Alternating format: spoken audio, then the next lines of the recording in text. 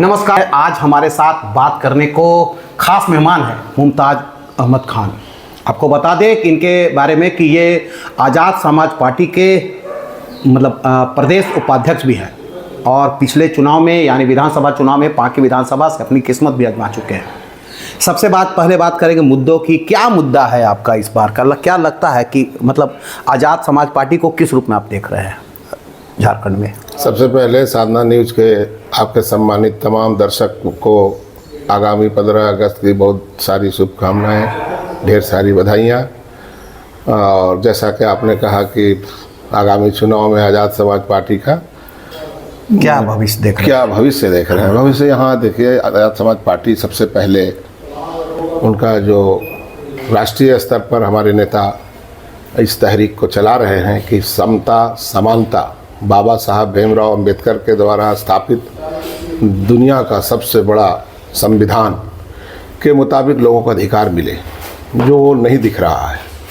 तरह तरह के शोषित, वंचित, पीड़ित, जिसमें विशेषकर 85% आबादी के वो लोग जो दलित समाज से आते हैं, पिछड़ी जाति से आते हैं, मुसलमान हैं, इनकी हालत, तमाम आदिवासी भाई हैं, इन तमाम की हालत आपके सामने है। देख रहे हैं कि इनके साथ न्याय नहीं मिल रहा है, इनका अन्याय हो रहा है, इनको इंसान का दर्जा नहीं मिल रहा है। ऐसा लगता है जहाँ कहाँ बहाली हो रही है, उसमें आरक्षण ही का बात कर लीजिए तो अभी जो देख रहे हैं आपकी, उनका जो आरक्षण का है कोटी में अनुसूचित जाति का नाम सबसे पहले लिखा जाता है, लेकिन उसमें आरक्षित सीट शून्य लिख दिया जाता है। ये संविधान तो जब बना था उस समय इस बात का ध्यान रखा गया था कि जो पिछड़े लोग हैं सभी क्षेत्र में, चाहे वो राजनीतिक क्षेत्र में, आर्थिक क्षेत्र में, सामाजिक क्षेत्र में, शैक्षणिक क्षेत्र में, उनके विकास के लिए कुछ आरक्षण करके उनको किया जाए, तब वो चीज़ कहीं ना कहीं उनको लाभ मिल जाता है अभी जहाँ वो आरक्षित है। लेकिन आरक्षण ही ख़त्म कर दिया जाएगा तो उनको कहाँ से उसका अधिकार मिलेगा? इसके लिए आज़ाद समाज पार्टी बिल्कुल चिंतित है और इस पर लगी हुई है। और इसी तहरीक के तहत हमारे माननीय सांसद पहुँचे हैं जहाँ लोकसभा में, जो देश का सबसे बड़ा मंदिर है, देश का सबसे बड़ा पंचायत है, वहाँ पहुँच करके लोगों की बात आवाज़ बुलंदी के साथ उठा रहे हैं। ये देख रहे हैं आज के ज़माना में, ये तो पता है, तो मुद्दे की बात बताने की ज़रूरत नहीं है, लोग जानते हैं। जब हमसे आप पूछ रहे हैं तो यही है कि समता समानता स्थापित करें। मुमताज जी, तमाम पार्टियां चुनाव के वक्त खासकर यही बातें कहती है कि हम आपके सेवक हैं, हम तो आप नहीं, गाना आपने सुना, हम तो तेरे आशिक हैं सदियों पुराने, चाहे तू माने चाहे न माने। तो चुनाव के वक्त आता है, तमाम पार्टी के नेता जाते हैं गांव में, यही बात कहते हैं। चुनाव का अभी फिर एक चुनाव की आगाज़ हो चुकी है, शंखनाद हो चुकी है, कुछ ही दिनों के बाद चुनाव होना है। ऐसे में आप पर भरोसा कैसे करें लोग? जी, आपने जो कहा बिल्कुल सही कहा। ये प्रश्न मेरे ध्यान में भी है, लेकिन मैं आपको बता दूं कि आज़ाद समाज पार्टी अपने उस तरह के साफ सुथरी छवि के पढ़े लिखे इंसान को चुनाव में लड़ा रही है, ये लड़ाएगी कि जिस पर लोगों को भरोसा हो कि ये इंसान कहीं न कहीं वो झूठ का सहारा नहीं बल्कि सच पर है।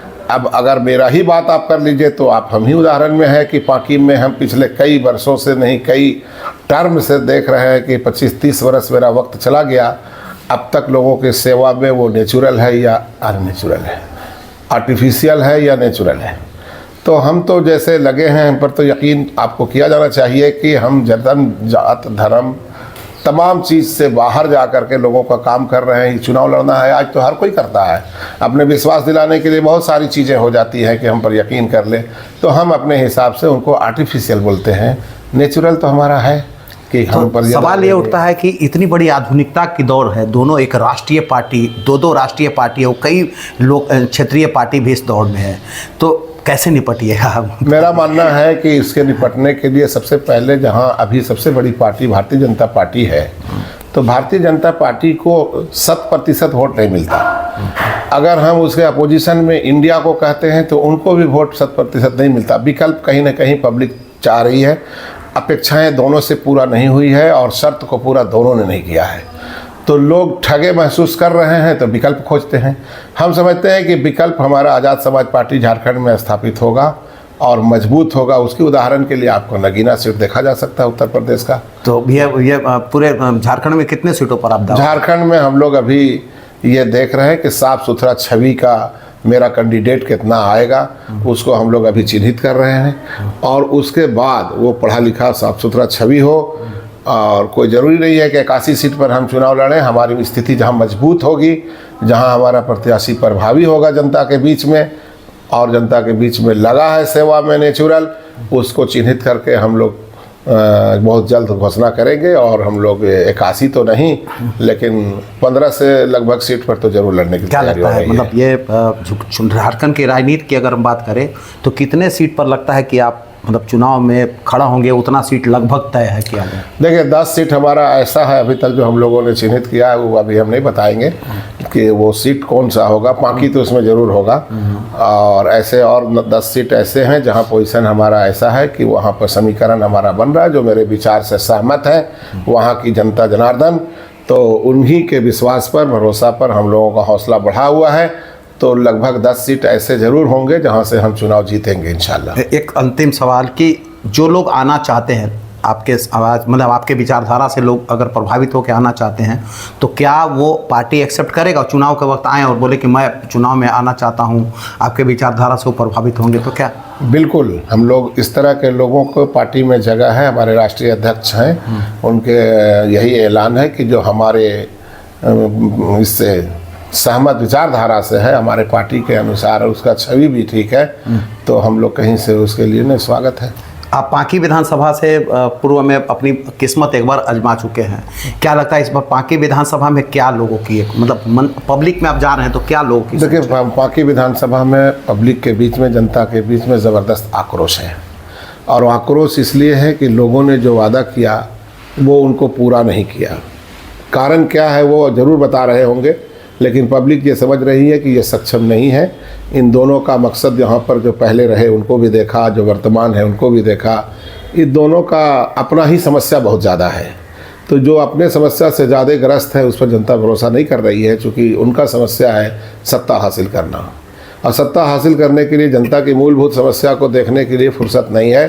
इससे जनता विकल्प खोज रही है और विकल्प के जगह पर हमको यकीन है और भरोसा है उनसे, जैसा बात कर रहे हैं लोगों ने हमको हौसला बढ़ाया है, तो लगता है कि हमको विकल्प के लिए लोग चुनेंगे इंशाल्लाह। बस अंतिम सवाल, क्या कहेंगे आप पांकी विधानसभा के जनता के साथ साथ पूरे राज्य की जनता को आप क्या संदेश देना चाहेंगे? पूरे राज्य की जनता को सबसे पहला तो हम ये 15 अगस्त का जो मौका है, पवित्र महीना ये श्रावणी का है, उसकी बहुत सारी शुभकामना और बधाई के साथ हम आगामी जो सेशन शुरू होगा उसके लिए भी हम ऐसा चाहेंगे कि जनता के समतामूलक उन पद पर चलने वाले लोगों के विकास करने के लिए झारखंड का सभी क्षेत्रों में, जैसे सामाजिक क्षेत्र में, आपका आर्थिक क्षेत्र में, शैक्षणिक क्षेत्र में और इकोनॉमिक में, आर्थिक क्षेत्र में, न्यायिक क्षेत्र में लोगों के प्रति लोग चुन करके आएँ और उनका काम करें, उनका ध्यान इस ओर ज़रूर हो।